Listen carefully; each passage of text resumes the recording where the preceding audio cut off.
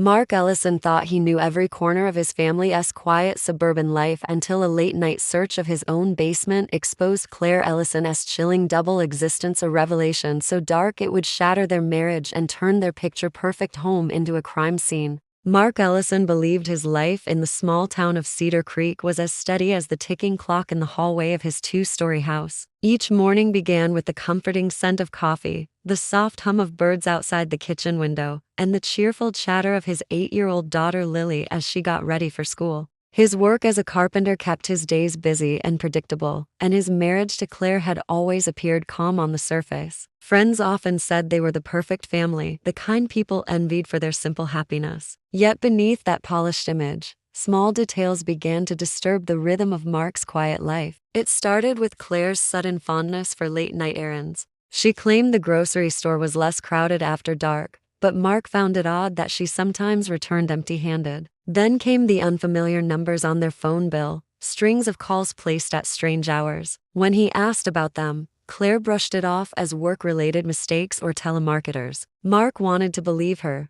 but a dull unease settled in his chest like a stone. Packages began arriving without warning, each addressed to Claire, but never discussed. They were small and heavy, wrapped in thick brown paper, and Claire whisked them away before Mark could see what was inside. Once, when a box slipped from her grip, he thought he heard a faint clinking like glass against glass. She laughed it off, claiming it was a set of candles for a friend's birthday. The explanation felt thin, yet Mark said nothing. He convinced himself that marriage required trust, even when curiosity whispered otherwise. One late evening, as Mark repaired a squeaky stair leading to the basement, a faint smell drifted upward, a metallic, sour scent that prickled his senses. He paused, sniffing the air, but the odor vanished as quickly as it came. Assuming it was a plumbing issue or maybe a forgotten bag of trash, he let it slide. Still, the thought followed him to bed and lingered through the next day. Each night the scent seemed to grow stronger, creeping into corners of the house like a silent warning.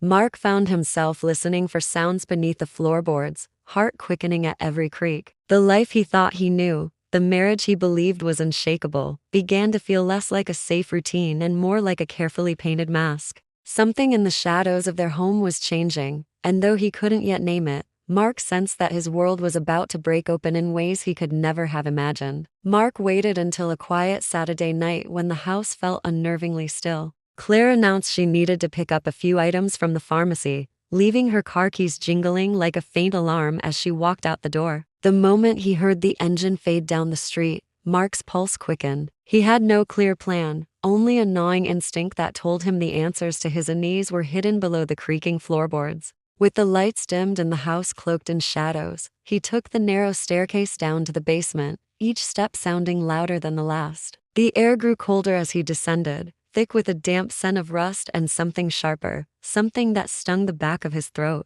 Dust floated in the flashlight beam like tiny and settled ghosts. Old shelves lined the walls, holding paint cans, forgotten tools, and boxes of seasonal decorations. At first glance, nothing seemed unusual. But Mark's eyes caught on a single cabinet tucked into the far corner. Unlike the other furniture coated in years of neglect, this cabinet stood out with a fresh coat of dark varnish. Its metal lock gleamed, new and out of place among the rust and cobwebs. A shiver crawled down his spine. He tugged at the handle, but the door refused to budge. The lock was small, the kind used to keep out curious children rather than adults, and determination surged through him. He searched for a tool, finally spotting a flathead screwdriver on the workbench. Kneeling, he wedged it into the lock and twisted. Metal scraped against metal, the sound echoing like a warning. After a tense struggle, the lock snapped open.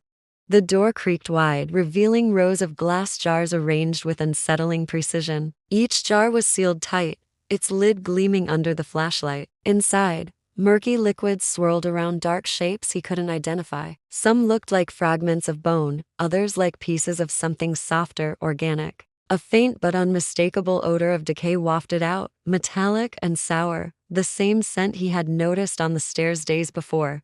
Resting on the bottom shelf lay a notebook with a cracked leather cover. Mark hesitated, his hand trembling as he picked it up. The pages inside were filled with neat handwriting, but the words were not sentences, only lists of dates and strange symbols that made no immediate sense. He flipped through, his unease deepening with every page. Whatever these entries meant, they carried a weight that chilled him to the core. The basement no longer felt like part of his home, but a hidden world of secrets that could shatter everything he thought he knew about his wife. Mark spent the next few days moving through his routines like a shadow, carrying the weight of what he had found in the basement. Every glance at Claire felt different now, every smile a reminder of the jars sealed behind that cabinet door. He wanted to confront her, to demand an explanation, but the fear of what he might learn stopped him cold. Instead, he turned to quiet research, hoping to uncover anything that could make sense of the symbols and dates scrawled across the pages of the notebook. Late at night, after Claire and Lily were asleep, he sat hunched over his laptop, the glow of the screen casting harsh light on his anxious face. The first clue came when he cross-referenced the dates with local records. A pattern emerged. On each date, someone in a different town had gone missing without a trace. Some were young, some old, men and women alike, but each disappearance remained unsolved. The matches were too precise to dismiss as coincidence. His stomach tightened as he clicked through archived articles, reading about grieving families and fruitless investigations. He whispered the initials from the notebook under his breath, realizing they matched the victims' names. It felt like staring into a cold abyss, where every answer led only to darker questions. Driven by dread, Mark dug deeper into Claire's past. He requested public records, finding a trail of short-term addresses scattered across neighboring states. She had moved almost yearly before meeting him, each residence connected to a location where one of the disappearances had occurred. Mark thought back to the quiet way Claire avoided discussing her childhood, her vague answers about family, and the absence of old photographs. Those small gaps in her story, once harmless, now pulsed with menace. Sleep became impossible. He would lie awake,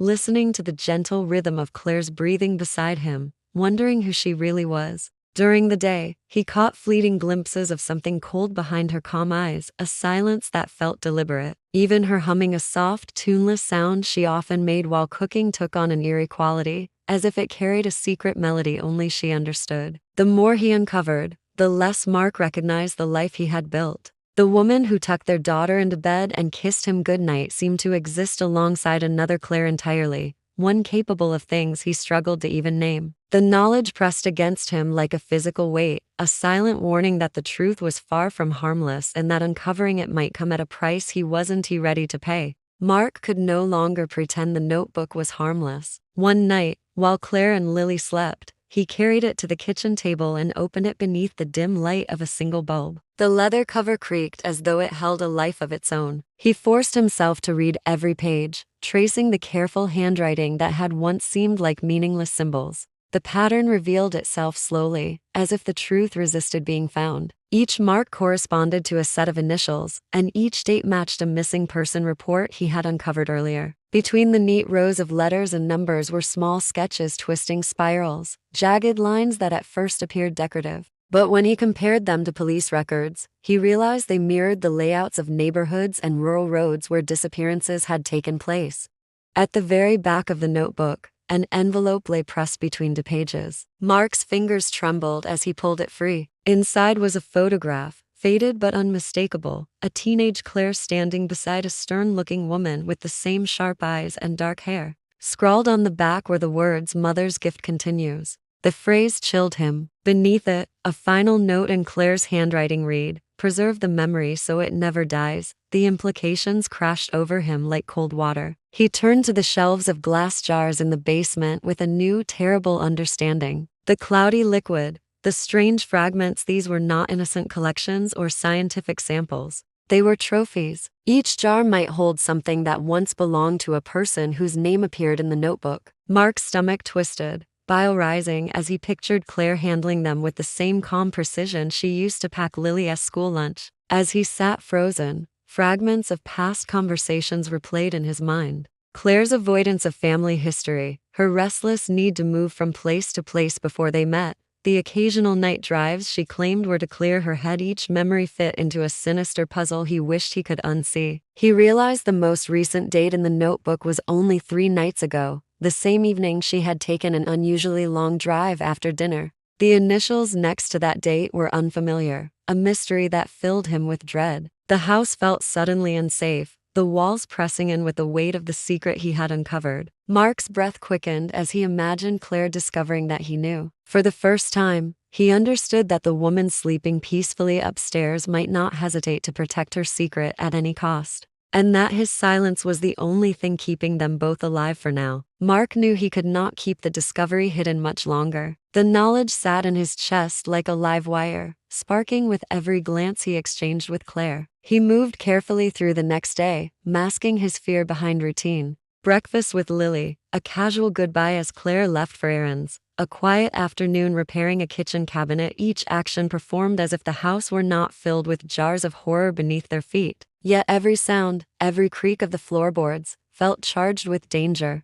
He sensed that Claire might notice even the smallest change in his behavior, and the thought of her realizing what he knew chilled him to the bone. That night, after tucking Lily into bed, Mark made his decision. He waited until Claire settled into the living room with a book, then gently roused Lily and whispered that they were going out for a late ice cream run. Lily blinked in sleepy confusion, but obeyed, her small hand warm in his. Mark kept his voice calm, though his heart pounded so hard he could hear it in his ears. He guided her quietly to the car, locking the doors the moment they were inside. Only when he reached a well-lit parking lot miles from home did he allow himself to breathe. From there he called the police, forcing the words out despite the tremor in his voice. He described the basement, the jars, the notebook, and the dates connected to missing people. The dispatcher's sharp intake of breath told him he had been right to be afraid. They instructed him to stay put while units approached the house. As he waited, Mark watched the clock tick with agonizing slowness. He pictured Claire discovering the empty rooms, realizing where they had gone. Headlights finally pierced the darkness, and patrol cars surrounded the lot. Officers ushered Lily to safety and took Mark's statement before heading to the Ellison home. Back at the house, neighbors would later recall the sudden flurry of flashing lights and the sight of Claire being led outside in handcuffs. According to reports Mark read later, the officers uncovered the hidden cabinet exactly as he described. The jars were carefully cataloged, and forensic teams confirmed that each one contained human remains tied to long unsolved cases. Mark stood beneath the harsh parking lot lights, holding Lily close as the night closed around them. He knew their lives would never return to the quiet normalcy they once knew. The home he had built with Claire was no longer a refuge but a monument to secrets and violence. Even with Claire gone, he sensed the memory of what lay beneath that house would haunt them both for the rest of their lives.